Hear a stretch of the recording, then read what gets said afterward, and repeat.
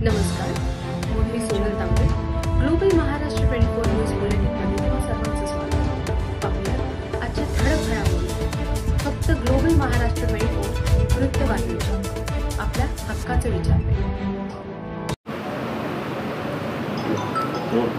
Mahatma Phule police स्टेशनच्या हद्दीमध्ये काही संशयित इसम मिळून येत आहे, फिरत आहे अशी माहिती वरिष्ठ पोलीस निरीक्षक यांना मिळाली होती. महात्मा फुले पोलीस स्टेशनचे श्री परदेशी साहेब यांनी त्यांच्या टीमचे अधिकारी आणि अंमलदार यांना ती जबाबदारी दिली खात्री करण्यासाठी.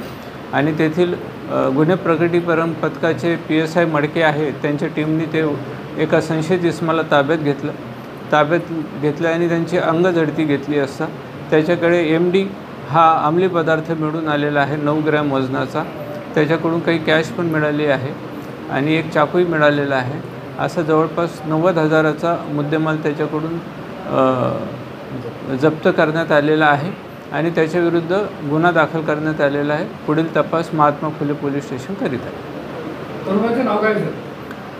जो आरोपी ताब्यात घेतलेला आहे, ज्याला अटक केलेली आहे, अरमान अली अख्तर खान.